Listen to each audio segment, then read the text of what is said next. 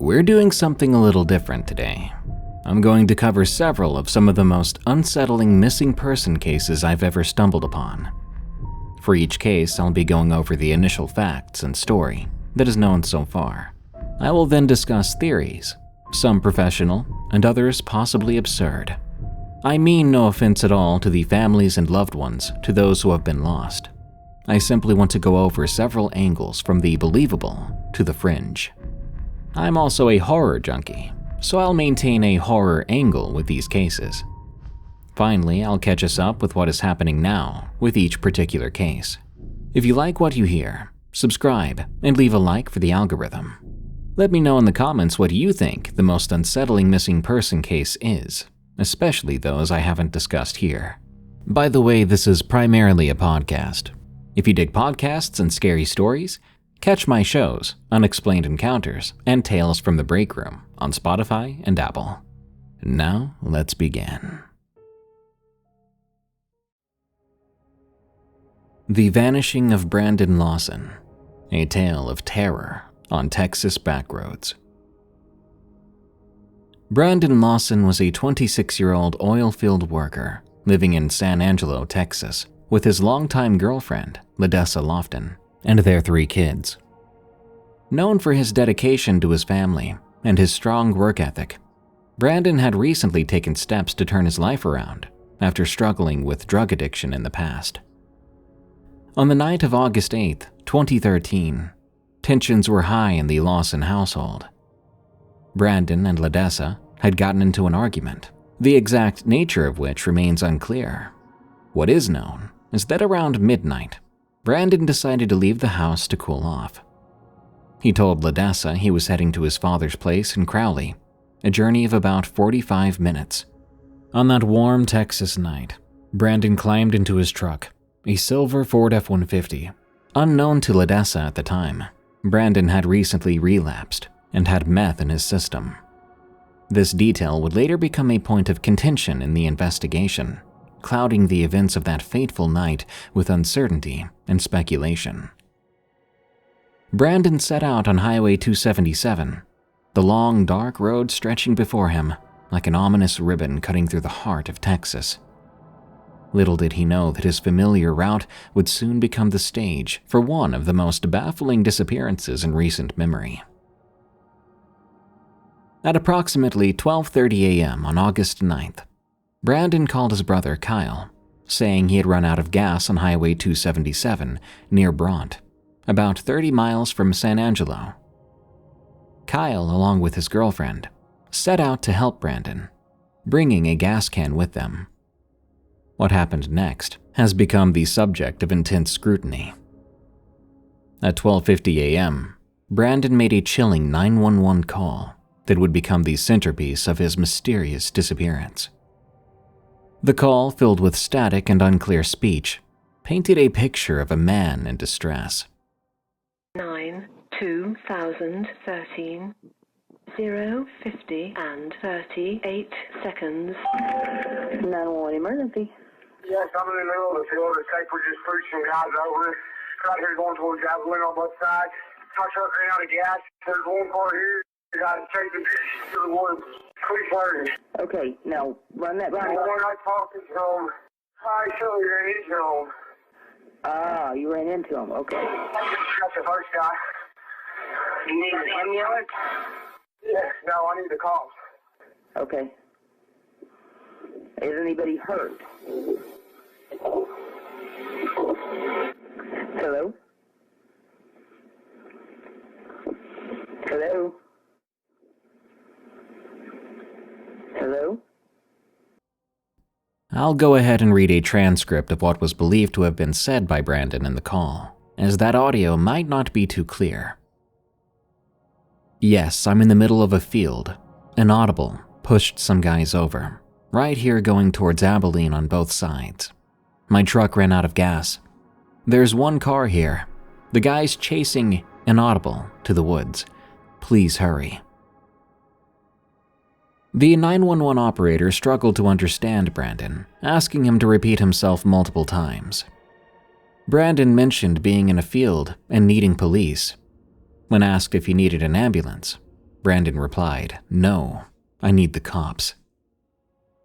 As the call continued, Brandon's words became increasingly difficult to decipher. He mentioned something about being out here at the first pile of trucks, and that he was right here, and ran into him. The call then abruptly ended. Attempts by 911 operator to call Brandon back were unsuccessful. His phone would never be used again. Meanwhile, Kyle and his girlfriend arrived at the location where Brandon's truck was parked on the side of Highway 277. They saw no signs of Brandon. Kyle tried calling his brother, but received no answer. Growing concerned, Kyle called the police to report Brandon missing. When Sheriff's Deputy Neil arrived on the scene around 1:10 a.m., he found Brandon's truck abandoned. The gas tank was indeed empty, and the truck's position suggested it had been carefully parked, rather than left in a hurry or in distress. Inside the vehicle, the deputy found Brandon's cell phone and wallet. As the first light of dawn broke over the Texas landscape, Brandon Lawson had vanished without a trace, leaving behind a haunting 911 call and a truck full of unanswered questions. The disappearance of Brandon Lawson had spawned numerous theories, ranging from the plausible to the supernatural. Let's explore some of these theories, starting with the more conventional explanations and gradually venture into the realm of the unexplained. Drug-induced paranoia. Given Brandon's history of drug use and the meth found in his system, some investigators believe he may have experienced drug-induced paranoia. This could explain the confused nature of his 911 call and his apparent belief that he was being chased. In this scenario, Brandon might have fled into the wilderness, succumbing to the elements or his own disoriented state. Foul play. Despite the remote location, some theorize that Brandon encountered dangerous individuals on the highway. His mention of pushing some guys over and being chased could indicate a confrontation that ended in violence. Supporters of this theory point to the lack of physical evidence at the scene as a possible sign of it being cleaned up. Voluntary disappearance. Some have suggested that Brandon, facing personal troubles and a recent relapse, may have chosen to start a new life elsewhere. However, this theory is generally considered unlikely, given Brandon's close relationship with his family and the abrupt nature of his disappearance.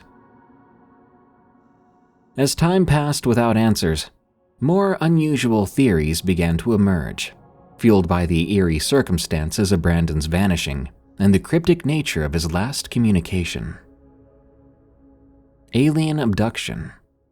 The remote, dark highway and Brandon's confused state have led some to speculate about extraterrestrial involvement.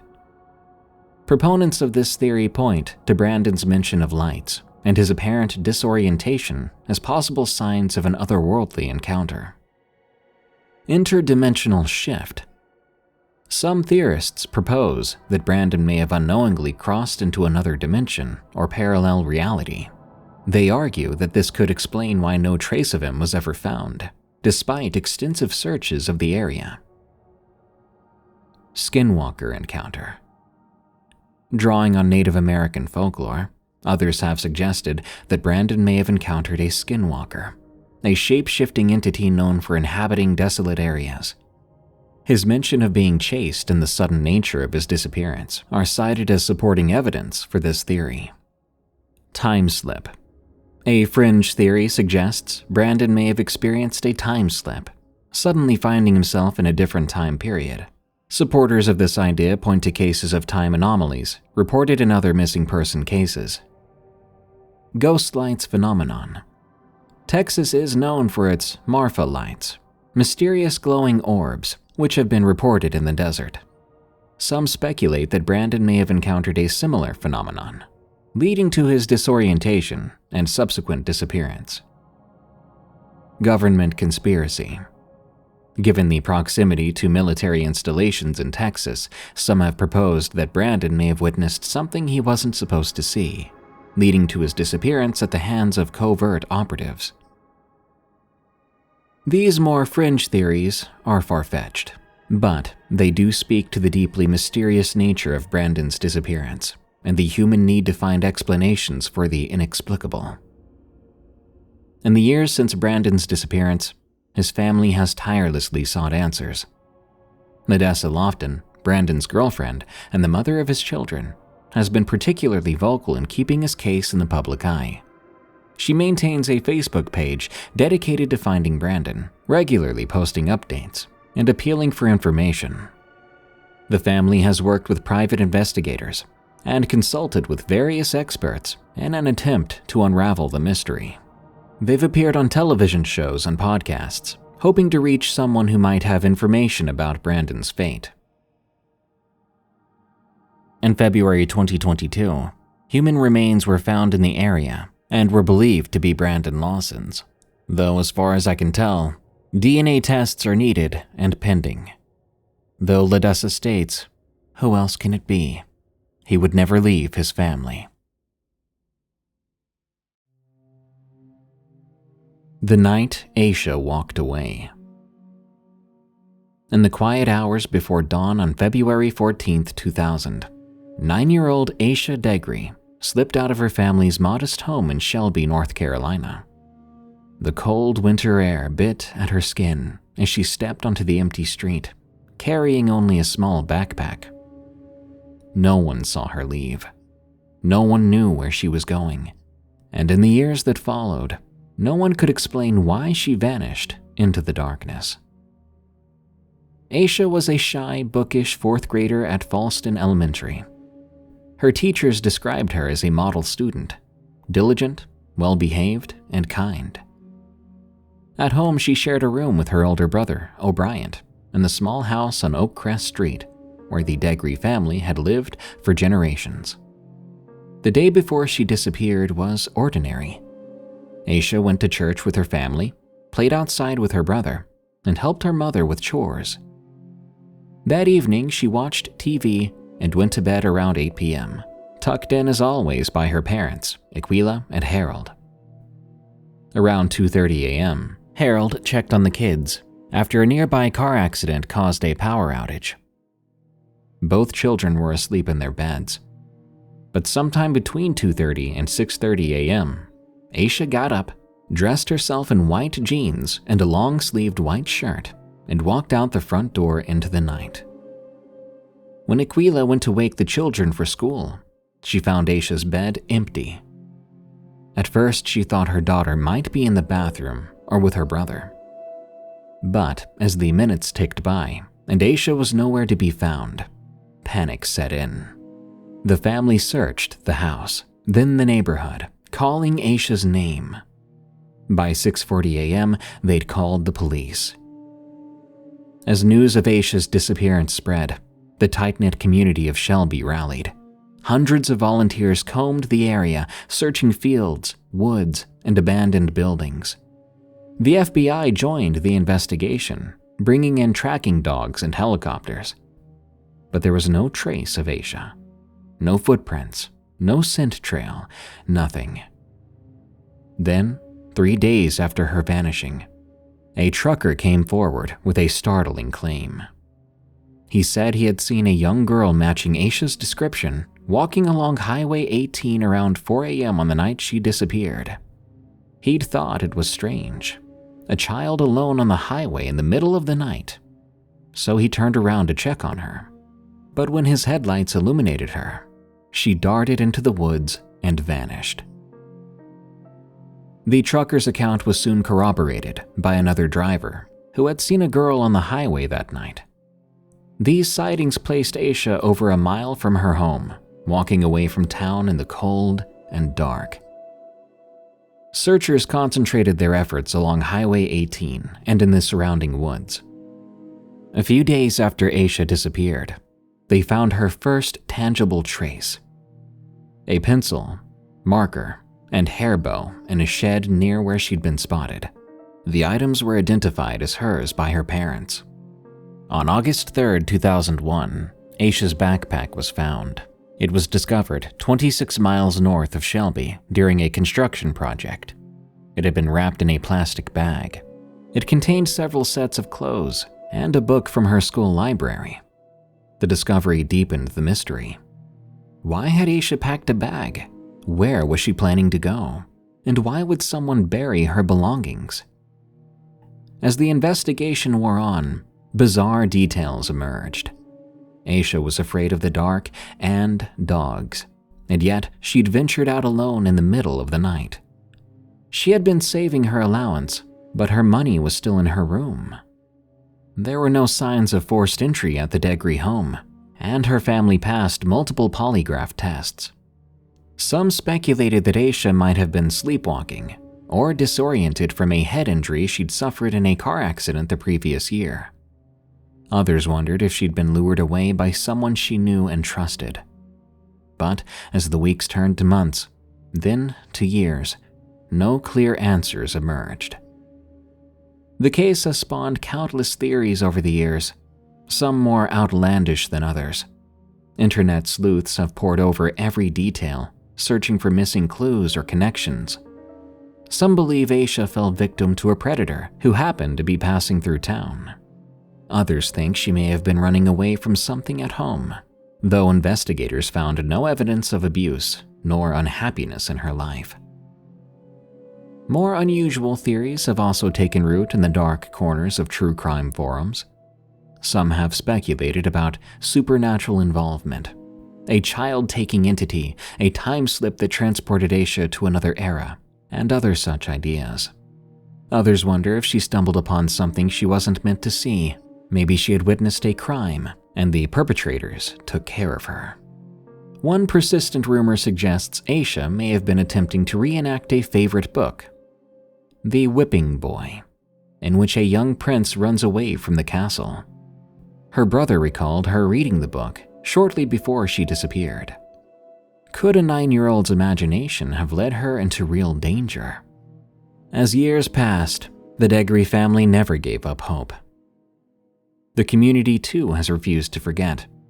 Every February 14th, on the anniversary of Asha's disappearance, they gather for a walk along Highway 18, retracing the steps she might have taken that night. Billboards with Asha's photo still dot the highways around Shelby, her smiling face a reminder of the little girl who vanished into thin air. In 2015, the FBI announced they had new leads in the case, though they have kept the details close to the vest. They've released age-progressed images of what Asha might look like as an adult, hoping someone might recognize her. Today, Asha Degree would be in her early 30s. Her case remains open, one of the most baffling missing person investigations in North Carolina history. The questions linger unanswered. Why did she leave that night? Where was she going? What happened to her after she stepped into those dark woods? Beyond ghost stories and wild theories, there's a family still waiting for answers, still hoping for the return of their little girl.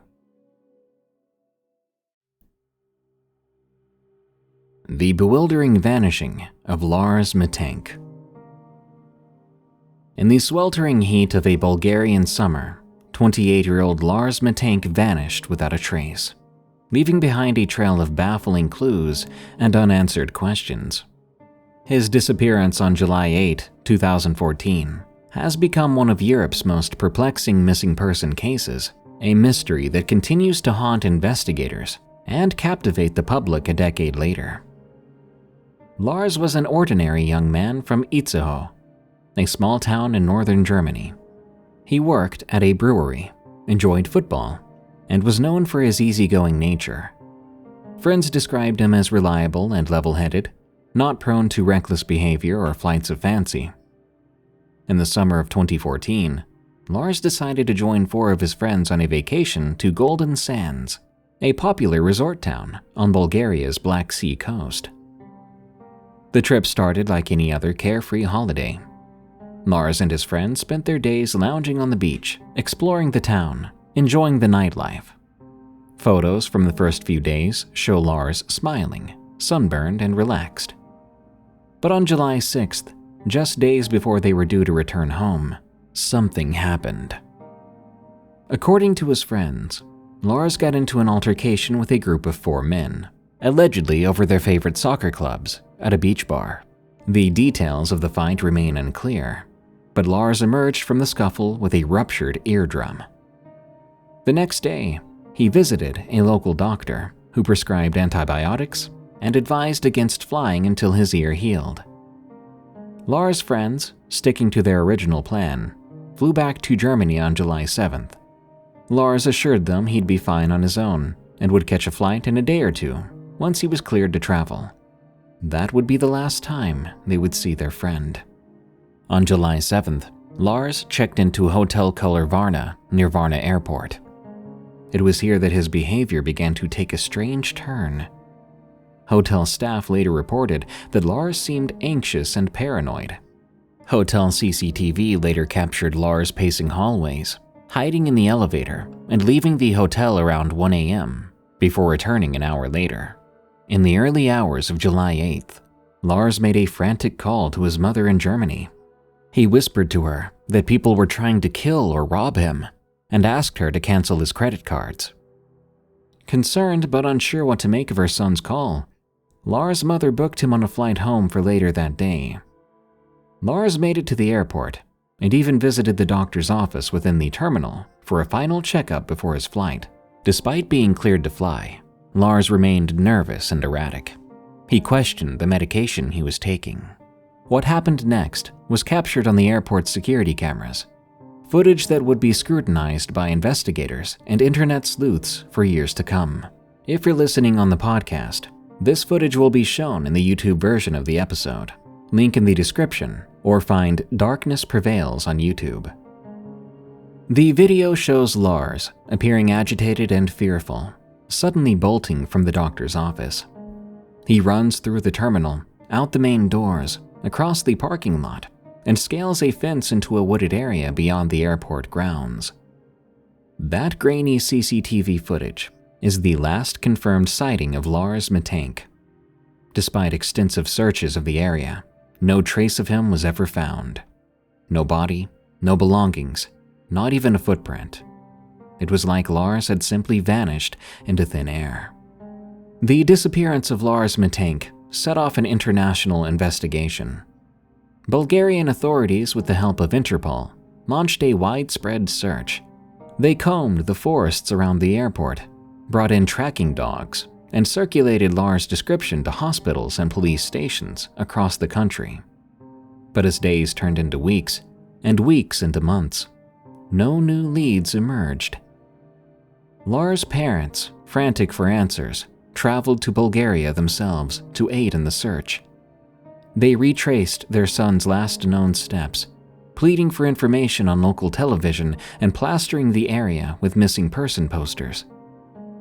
Back in Germany, they coordinated with authorities and hired private investigators, sparing no expense in the search for their son.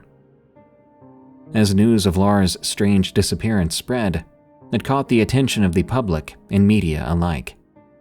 The case would be featured on television shows across Europe, each retelling adding to the mystery surrounding Lars' fate. The internet, too, latched onto the story. Online forums and social media groups dedicated to solving the case sprang up, with amateur detectives scouring every available detail. The peculiar circumstances of Lars' disappearance have led to a multitude of theories over the years. Some are grounded in potential real-world explanations, while others veer into more speculative territory. One prevailing theory suggests that Lars may have been suffering from a severe psychiatric episode, possibly triggered by his ear injury or the stress of being alone in a foreign country. Medical experts have pointed out that head injuries can sometimes lead to confusion, paranoia, and erratic behavior. This could explain Lars' sudden fear and his impulsive flight from the airport. Others have speculated that Lars may have inadvertently become involved with criminal elements during his stay in Bulgaria. The country has struggled with organized crime, and some theorize that Lars may have witnessed something he shouldn't have, leading to his paranoia and eventual disappearance. However, no concrete evidence has ever emerged to support this theory. A more sinister explanation proposed by some is that Lars fell victim to human trafficking. Bulgaria has been identified as a source and transit country for human trafficking, and a confused, isolated foreigner could be seen as an easy target. Yet again, no evidence has surfaced to substantiate this claim. As with many unsolved disappearances, more outlandish theories have also taken root. Some internet researchers have suggested government conspiracies or even extraterrestrial involvement, pointing to the seemingly impossible nature of Lars' vanishing act. Far-out theories, to be sure, but they lend credence to the human fear and curiosity of the unexplained. A handful of skeptics have even proposed that Lars may have staged his own disappearance, perhaps seeking to escape debts or personal problems. However, this theory doesn't align with accounts from Lars' friends and family, who insist he was content with his life and had no reason to suddenly vanish. As the years have passed, the case of Lars Mittank has taken on an almost mythical quality, with documentaries, podcasts, and online discussions arising on the subject.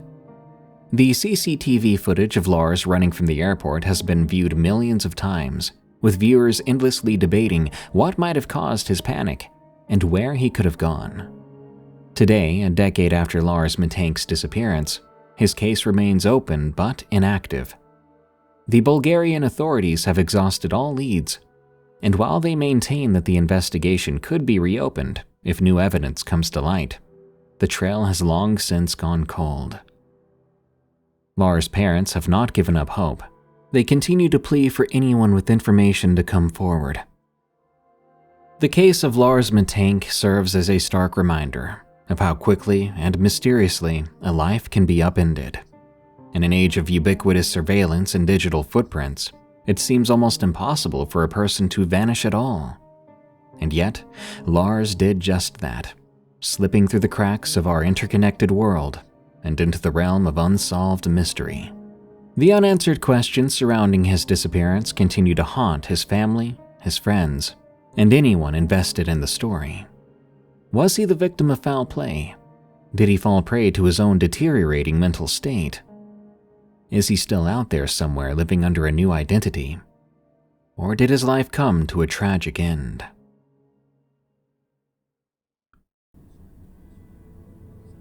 The paper route to nowhere.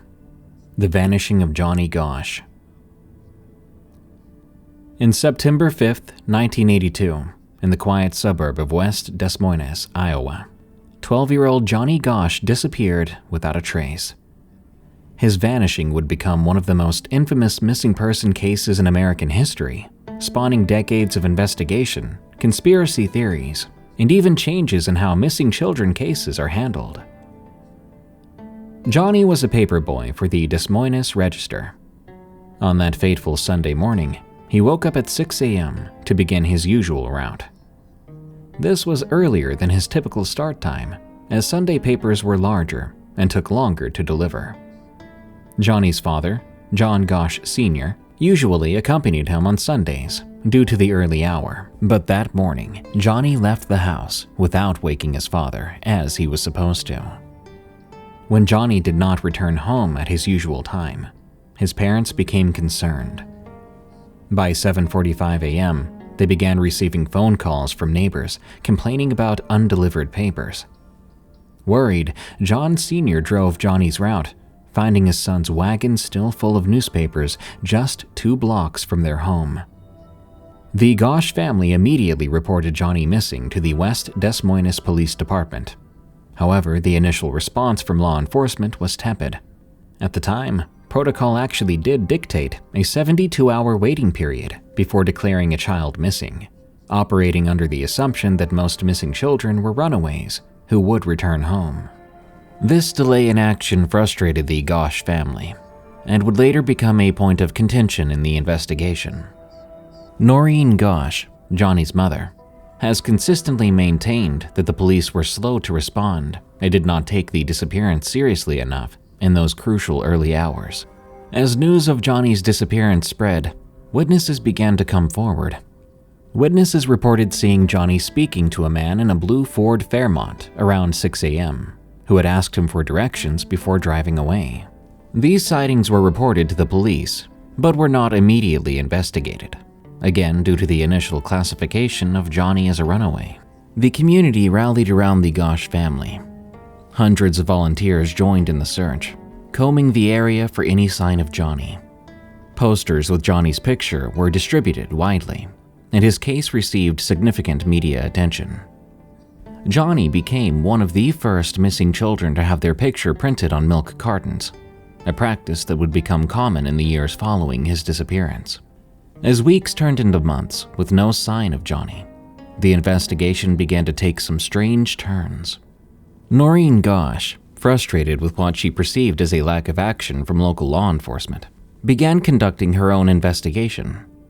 She hired private detectives and followed up on leads herself. In the years following Johnny's disappearance, Noreen Gosch made several startling claims.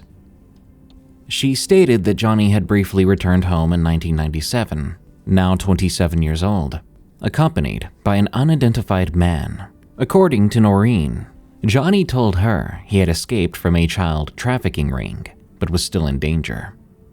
He then left again. This claim has never been substantiated, and Johnny's father, John Sr., has stated he does not believe this event occurred. Noreen Gosch also claimed to have received photographs in her mail showing a boy she believed to be Johnny tied up, along with other boys. These photos were turned over to police, but after an investigation, they concluded the photos were not of Johnny, stating that they were taken in the 1970s and had been investigated in Florida before Johnny's disappearance. The case took another bizarre turn when a man named Paul Bonacci, serving time in prison for child assault, let's just say that, claimed in 1989 he had been involved in Johnny's kidnapping. Bonacci alleged that Johnny had been abducted by a trafficking ring. He provided detailed accounts of the supposed abduction and Johnny's subsequent captivity. However, investigators found significant inconsistencies in Bonacci's story, and he has never been charged in relation to Johnny's disappearance. Over the years, the Gosch case has become intertwined with various conspiracy theories. Some of these theories connect Johnny's disappearance to alleged elite child trafficking rings, government cover-ups, and even the Franklin child prostitution ring allegations that emerged in the late 1980s. However, none of these theories have been substantiated with concrete evidence. The impact of Johnny's disappearance extended far beyond his immediate case. Noreen Gosch became a fierce advocate for missing children, pushing for changes in how these cases are handled. Her efforts contributed to the passage of the Johnny Gosch Bill in Iowa in 1984, which mandated that police immediately investigate missing children cases, eliminating the 72-hour waiting period. On a national level, Johnny's case, along with other high-profile child abductions in the early 80s, led to significant changes in missing children protocols. The National Center for Missing and Exploited Children was founded in 1984, and the FBI's National Crime Information Center created a missing persons file. These changes revolutionized how missing children cases are handled in the U.S. Despite decades of investigation, Johnny Gosch's whereabouts remain unknown. The West Des Moines Police Department and the Iowa Division of Criminal Investigations continue to classify it as an open case. Over the years, there have been numerous reported sightings of Johnny, but none have been confirmed. In 1992, Johnny's father had his son legally declared dead. This decision was opposed by Noreen, who continues to believe that Johnny is alive.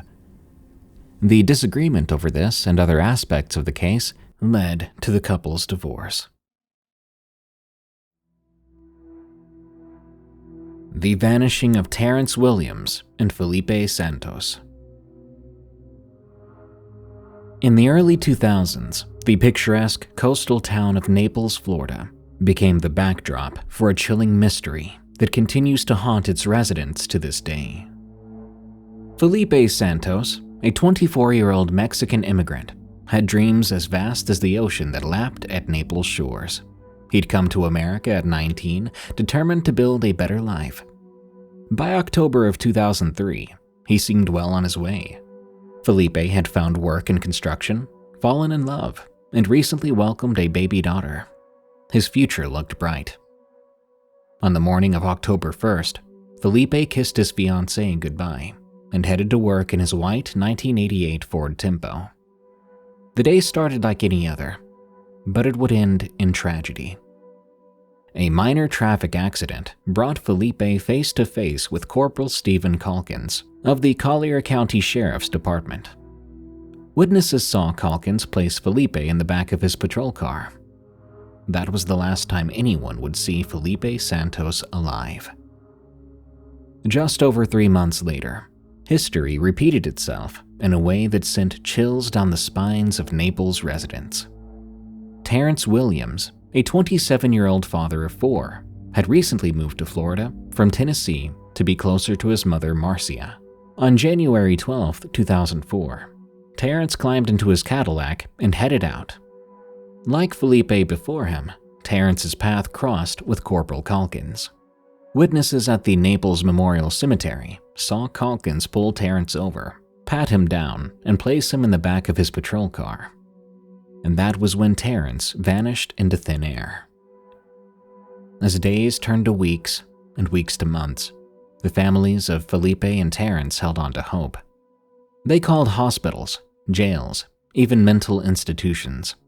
But as the silence stretched on, a horrifying realization began to sink in. These weren't just missing person cases. Something far more sinister was at play. The investigation into the disappearances quickly focused on Corporal Stephen Calkins. His stories about what happened to Felipe and Terrance were riddled with inconsistencies. He claimed to have dropped both men off at separate Circle K convenience stores, but surveillance footage and employee interviews failed to corroborate his accounts. Phone records didn't back up his claims of calling the stores. The more investigators dug, the more Calkins' stories unraveled. Perhaps most chilling was a recorded call Calkins made to dispatch after his encounter with Terrance Williams. Using what was later described as unprofessional faux African-American jargon, Calkins joked about towing Williams' homie Cadillac. The casual racism and callousness displayed in that call stunned those who heard it. As the investigation intensified, darker theories began to emerge.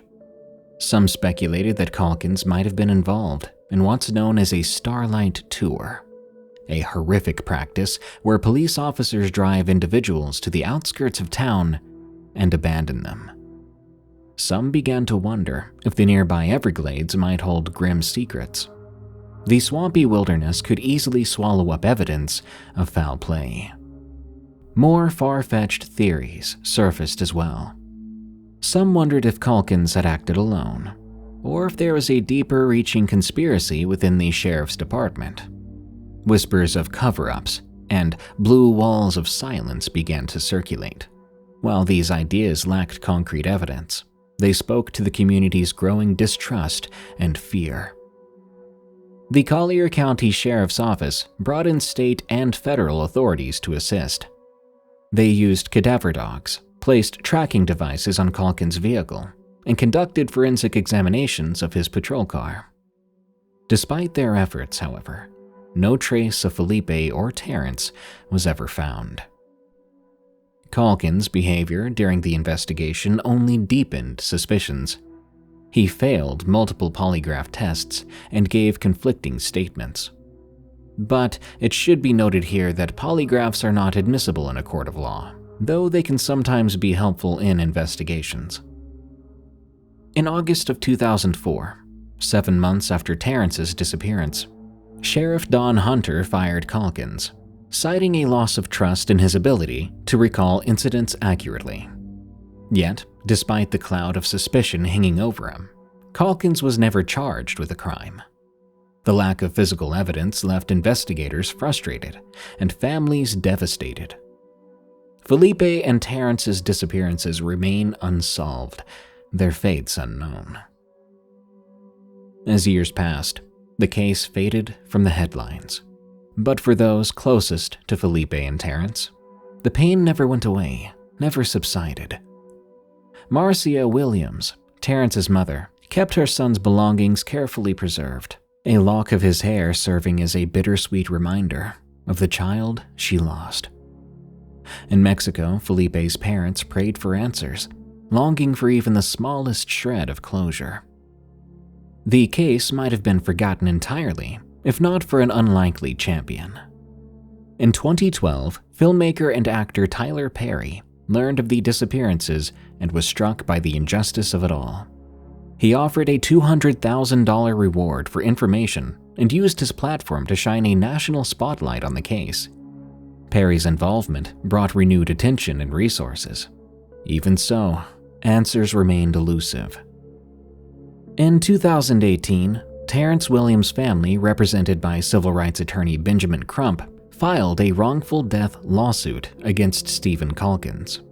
It was a bold move, an attempt to find justice through civil courts, where criminal prosecution had failed. But even this glimmer of hope was short-lived. The case was ultimately dismissed on procedural grounds, leaving the families once again without closure. Today, nearly 2 decades after Felipe Santos and Terrance Williams vanished, their cases remain some of Florida's most haunting unsolved mysteries. Stephen Calkins, last known to be living in Iowa, has steadfastly maintained his innocence. The passage of time has done little to dull the pain for those left behind. Marcia Williams still prays for her son, still hoping that someday, somehow, she'll learn the truth about what happened to Terrance. In Mexico, Felipe's family continues to grapple with the ache of his absence. For the investigators who poured countless hours into the case, the lack of resolution is a bitter pill to swallow. Former Sheriff Don Hunter admits the case is never far from his mind. Kevin O'Neill, the detective who spent 13 years investigating the disappearances, confesses he still doesn't understand Calkins or what might have motivated his actions. For now, the fate of Felipe Santos and Terrance Williams remains shrouded in mystery. David Lewis's disappearance. In the Texas panhandle town of Amarillo, January 1993 began like any other year. David Glenn Lewis, a 39-year-old attorney and former judge, went about his daily life, balancing a thriving law practice with community involvement and family responsibilities. Little did anyone know that within weeks, David's disappearance would become one of the most perplexing mysteries in Texas history. Born in Borger, Texas in 1953, David had always been driven to succeed. He graduated magna cum laude from Texas Tech University. He pursued a law degree and quickly made a name for himself in the legal community. By 1986, he had been elected judge of the Moore County Court at Law, a position he held for 4 years before returning to private practice. Married to a woman named Karen since 1982, the couple had a young daughter named Lauren. To all outward appearances, David was living the American dream. January 28, 1993. David left work at the Buckner, Lara, and Swindell law firm, mentioning to colleagues that he wasn't feeling well and was headed home. Later that afternoon, his credit card was used at a local gas station. That evening, he taught his regular government class at Amarillo College, wrapping up around 10 p.m. But that would be the last time many would see David acting normally. The following day, Karen and Lauren left for a weekend shopping trip to Dallas. David planned to stay home, eagerly anticipating watching his beloved Dallas Cowboys play in the Super Bowl that Sunday. But as the weekend progressed, David's behavior took an inexplicable turn. A friend from church spotted him hurrying through the Southwest Airlines terminal at Amarillo International Airport, curiously without any luggage. On Sunday, January 31st, a deputy sheriff observed a man matching David's description, photographing a red Ford Explorer, David's vehicle, parked outside the Potter County Courthouse. When Karen and Lauren returned home that evening, they found an eerie scene. The lights and TV were on. The VCR was still recording the Super Bowl. 2 turkey sandwiches sat in the refrigerator, and the laundry was tumbling in the dryer. David's wedding ring and watch lay on the kitchen counter, but David himself was nowhere to be found. Initially, Karen assumed he had gone to watch the game with friends or was working late. But when she learned he had missed 2 appointments the following day, highly out of character for the meticulous attorney, she reported him missing to the police. As investigators began piecing together David's movements, the case only grew more baffling. They discovered that $5,000 had been mysteriously deposited into the family's bank account on January 30th. 2 plane tickets had been purchased in David's name, one from Dallas to Amarillo on January 31st, and another from Los Angeles to Dallas on February 1st. Yet, with no ID requirements for air travel in 1993, it was impossible to confirm if David had actually used these tickets. David's red Ford Explorer was found parked near the Potter County Courthouse on February 2nd.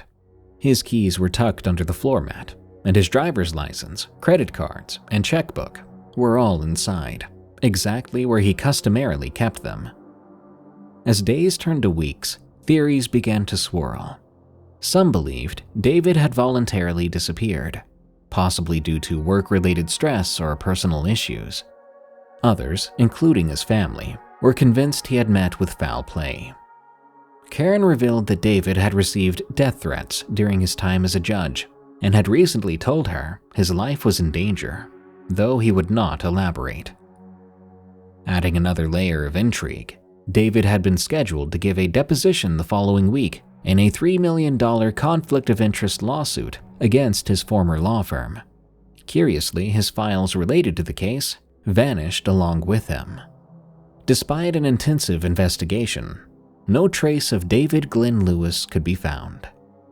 The case grew cold, and in 2002, Amarillo police closed the investigation, concluding that David had likely left on his own accord. The Washington Connection. The story was far from over. On the night of February 1st, 1993, the very day David was reported missing, a tragic scene unfolded over 1,600 miles away in Moxie, Washington. Motorists on State Route 24 spotted a man wandering in the middle of the road. By the time they turned around to warn other drivers, the man had been struck and killed in an apparent hit and run. The victim, wearing military-style fatigues and work boots, carried no ID. For over a decade, he remained a nameless John Doe. In 2003, Washington State Patrol Detective Pat Ditter, inspired by a series of articles on unsolved missing persons cases, decided to take a fresh look at the Moxie John Doe case. Using the then novel approach of Google searches, Ditter discovered a striking similarity between the unidentified man and missing Texas attorney David Glenn Lewis. The breakthrough came when Ditter found a pair of distinctive eyeglasses among the John Doe's belongings, glasses that perfectly matched those worn by David Lewis. DNA testing confirmed the astounding truth. The man killed on that lonely Washington highway was indeed David Glenn Lewis. This revelation, while providing some closure, only deepened the mystery. How and why had David traveled over 1,600 miles in less than 72 hours? Why was he wearing clothing his family did not recognize? And what compelled him to walk down the middle of a dark highway far from home? Theories abound, ranging from foul play to mental health crisis. Some speculate that David, fearing for his life, fled Texas in a panic, perhaps suffering from a dissociative fugue state. Others wonder if he was involved in something nefarious, leading to his cross-country flight and tragic end. The case of David Glenn Lewis remains one of the most perplexing mysteries in both Texas and Washington state histories. Despite the identification of his body, the circumstances surrounding his disappearance and death continue to baffle investigators and amateur sleuths alike. 3 decades later, his daughter Lauren grew up without her father. Karen Lewis, who steadfastly maintained that her husband would never have abandoned his family voluntarily, was left to reconcile the man she knew with the bewildering circumstances of his disappearance and death. Was David Glenn Lewis running from something or towards something? Was he a victim of foul play? Prey to his own demons? The answers, if they exist, remain unfound, locked away in the silent memories of a man who can no longer speak for himself.